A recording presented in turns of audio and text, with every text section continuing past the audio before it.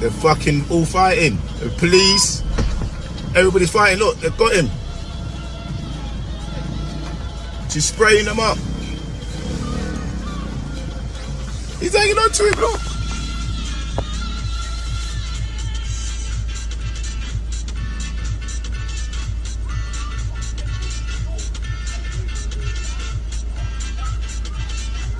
Oh, dear me, just come through, kicked her in the head.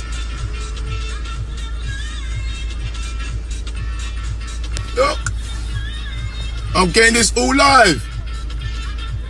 I'm getting this live, boys and girls. I thought I'd just stop it, just have a little watch. This one's running off.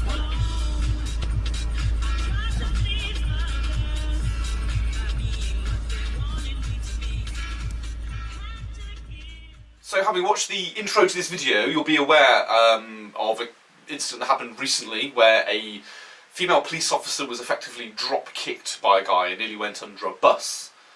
And I think the police are now saying that they're having a problem arresting violent offenders and that they want the public to get involved to help them, apparently.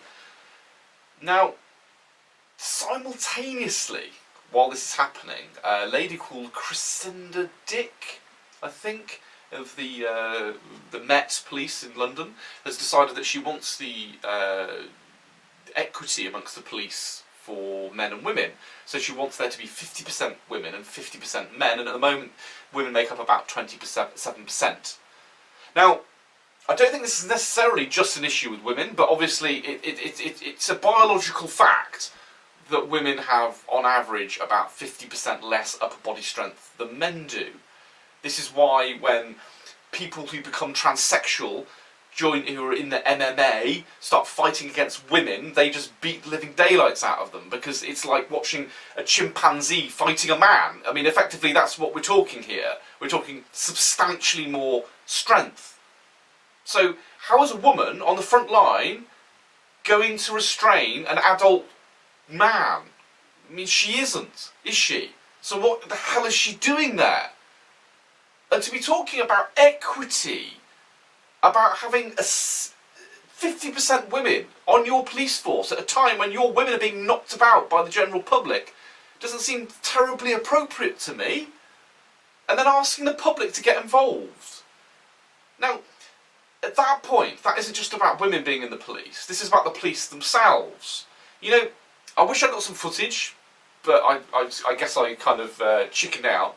But I was going to my local Tesco recently, just to get a couple of beers and a few bits and pieces.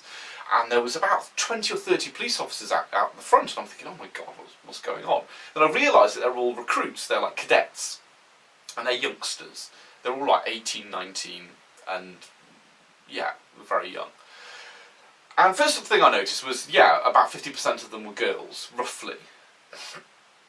But the other thing I noticed about them is that they're all tiny. Now look, I work out, okay? I'm 39 years old. I work out, at the moment I'm working out every day, so I'm in pretty good shape. And, you know, I'm in the gym a lot. And in my gym, there's a lot of young people who go there as well.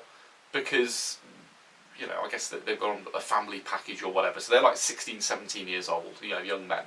And a lot of these young men are ripped, you know. If I had to fight them, I would probably struggle. I mean, obviously I would be. But you know what I'm saying? These are big, strong young men. Yeah, this is a reason why we send big, strong young men to war. Because they're at the peak of physical condition. So they do exist. They are around. There are young men who would be suitable to be frontline police officers.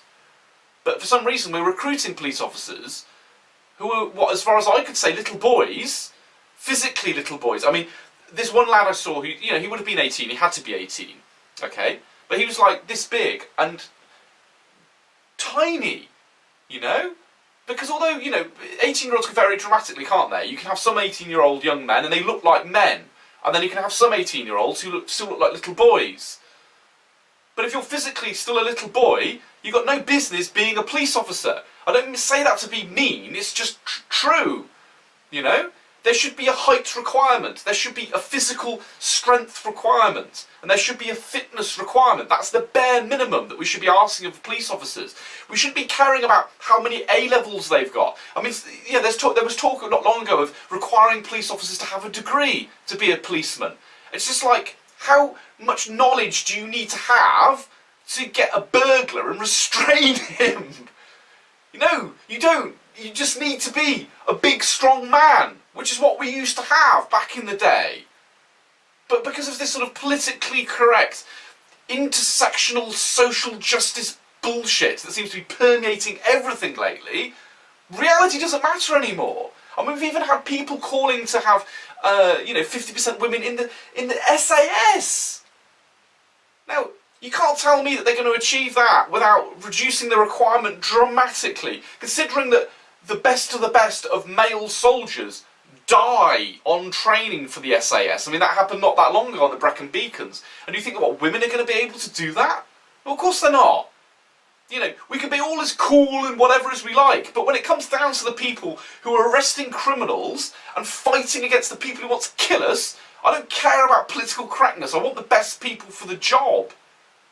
But this illustrates a problem throughout society, that's permeating society at the moment. Like I was saying before about our Conservative Party being fiscally conservative, but culturally and socially very, very left-wing.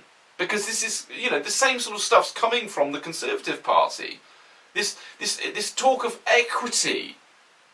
Now, this is a top tip for you guys watching here, okay? If someone's far right, you know the minute they're overstepping the mark and becoming dangerous when they start talking about the Jews and an ethno-state. The minute they do that, they've gone too far. And you don't have anything to do with those people, because they're idiots, okay? When the left go too far, we don't see it, do we? When do we see it? How do we know?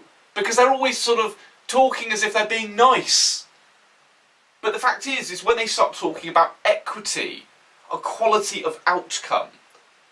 Because the only way you can achieve equality of outcome is through tyranny, is making an unlevel playing field, not picking the best man for the job, not rewarding people for their hard work. That all goes out the window. So the minute you start talking about equity, the economy dies. People start being persecuted, effectively, for who they are. It's a very, very bad road to go down. And we see the constant attacks on free speech, like hate speech laws and, all this stuff that's coming from the government at the moment. And this is from a Conservative government. Well, where does hate speech come from? Where does the attack on freedom of speech come from? Who classifies the people that are defined by hate speech? That's a hierarchy of social justice. This is intersectionality. These comes from French intellectuals from the 1960s. And what they believe isn't that free speech is wrong. They believe that there is no such thing as free speech. That you can't speak freely because you are not an individual. You are a member of a group. And when you speak and express an opinion, you are just parroting the words of the group. This is why we see groups like Antifa and stuff attacking speakers, conservative speakers and things, because it's not that they don't believe this conservative speaker has the right to free speech, they don't believe that they're capable of having free speech, they don't believe that these people are autonomous individuals, they believe that they're just mouthpieces for a block of people that they feel that they're at war against, which is why they feel that they can commit acts of violence. But this is why, when this culture seeps into our democratic system and we have people talking about equity, it's really dangerous. Because you're talking about the death of the individual. You're talking about the idea that people shouldn't be judged upon merit as individuals, regardless of race or religion or gender or any of those things. We shouldn't be talking about any of those things. We shouldn't care. Like the police force. I said women in the police force. We should absolutely have women in the police force if they can cut it. If you've got a woman that has the upper body strength of a small gorilla, and she's 6 foot tall and could kick the hell out of most men.